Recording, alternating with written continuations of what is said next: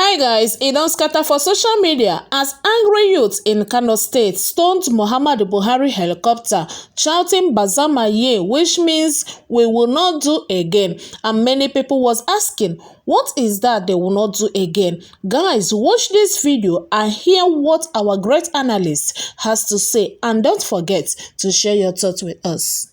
Angry youths in Kano yesterday staged protests following President Muhammadu Buhari's official visit to the state. The youths who were carrying sticks this day gathered were throwing stones at President Buhari's helicopter, however dispersed by security agents who fired shots in the air to scare them away. This was just as the president compared the situation in Nigeria with that of other countries and concluded the country's condition was not as bad as being portrayed by some people. The mammoth protesting youths were shouting, "Bamuso, we don't want you," as they set bonfire along Hitoro Road, where the president left after commissioning the Muhammadu Buhari interchange. The protest came a few days after a similar incident occurred in Katsina, the president's hometown. 2 weeks, 2 attacks on the president. Yes. And while he was on official visit, by the way, the first was when he was on official visit to Katsina to launch some projects, state and federal projects. And this one that happened just on Monday was in Kano State, where he had gone to also launch state, federal, and some private projects. Now, the key thing here, Rufai, is that the Kano State Police Command, the spokesperson, has confirmed, dismissed it as false and unsubstantiated. That's SP Abdullahi Haruna. He said that it didn't happen. That's the same narrative that was said in Katsina State, whereby they said, so the official statement from the police is that it didn't happen. The official statement from the APC, which is the ruling party, is that it's fake news. It's fabricated by their opponents, the PDP. The statement from the PDP states that it was done, it was put together, was arranged by the Tinubu-led Presidential Campaign Council. So this is what is going on in the nation at the moment, where we have news that some people are saying, no, it didn't happen. But we see video obviously there, and this is also circulating on social media. The first thing is that this is why some Nigerians do not trust official statements or officials of state, because you see, it's like the more you see, the more you look, the less you see. Because we're looking at something on there that's obviously an attack, and following investigations by some newspapers and some publications, including This Day, they realized that on interviewing the young people, they were saying that they were displeased by the state of the nation, and so this was an expression of their displeasure.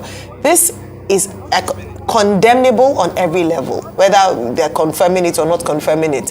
And we must pay attention to the state of security, whereby now even the president's convoy is being attacked by young people. On the other side, the agitations of these young people. But I'll allow, Doctor and yourself to just speak more on this. Doctor. Okay, any attack on, the president of Nigeria is a very serious matter, because that's an attempt violate the integrity of the state. Because if you look at the Nigerian constitution, the powers of the state are concentrated in its person. And that is why the security agencies go the long haul to make sure that the president is protected. So any form of attack on that office or person, is unacceptable and is to be condemned. However, what is instructive about this is that the president was supposed to visit Kano before now. The governor of the state appealed to the president not to come. And then later a delegation was sent to him, because the governor and his people, as chief security officer of the state, must have assessed the security situation and must have been given a report about the sweltering, rousing anger among irate youths in the state. But then, when it was considered safe for the president to come, he was asked to embark on that one-day visit. But again, with that one-day visit, we were told that irate youths carrying sticks, carrying stones, not only attacked the advance convoy, but also tried to stone the helicopter of the president, which went straight from the airport to the palace of the Emir of Kano. And then for the whole day, there were issues within the metropolis, young people expressing their anger. Why I say it's instructive is the fact that the president went to Bauchi. They tampered with his microphone. I'm using that word, advisedly, because he couldn't even make a speech. He had to leave the place. He went to Katsina. He's in his home state.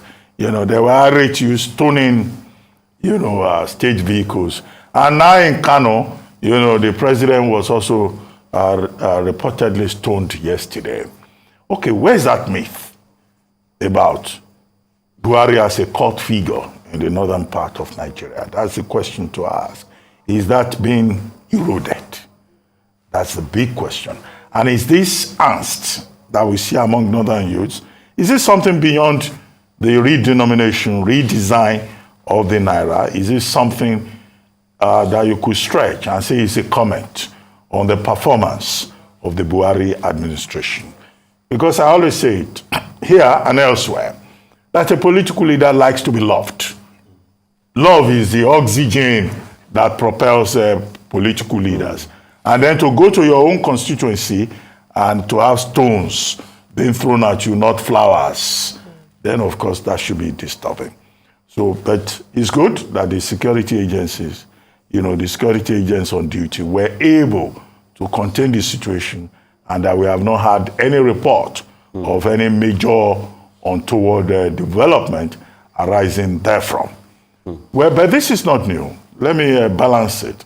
In 2015, when we that's the Jonathan administration, went to campaign in the north, I recall that, in fact, in 2 states of the north, Bauchi, for example, and also I think in Katsina, these irate youths were out there with their, stones and their sticks, and there were some members of the advance convoy that ended up in hospital. So is this a culture of violence in the north? So that's another thing that the security agencies should look at. Is it that every election time there are some people who come out and they want to fight? However, the matter has been politicized, and it's as follows. The People's Democratic Party has issued a statement to say that, this is the handiwork of Asiwaju Bola Ahmed Tinubu, and that Tinubu does not like Buhari, he's angry with Buhari, that's why he's mobilizing the youth. Can they provide the evidence? Of course, the APC has also responded to say that this is fake news. So we are at a time when people just politicize anything and everything, and I do not consider that to be healthy for the polity. So I just hope I'm given the time to speak. At first, I'll speak for myself, and I'm sure everybody out there totally condemns any attack on the president. It is highly condemnable. He's our president till May 29. You have a grouse with him, you can protest legitimately, air your views. The economy is not working for all of us, but it must not degenerate to the extent of stoning people. People have also politicized that incident and say, if that had happened in the South, you'll have seen a bigger reaction. We must not inflame this country. This country is for all of us. President Buhari is still our president till May 29, and those errant youth should be called to order. Secondly, concerning the denials, I am not surprised. What do you expect the police to say? Wasn't it the police in Kano that denied the bombing when it happened?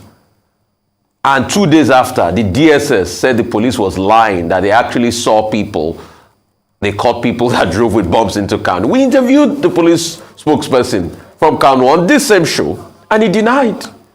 And we all knew that he was lying by his teeth. But finally, we saw what happened. I can't speak further because of the want of time, but probably if I'm given a chance, I'll be able to enunciate my views further on this.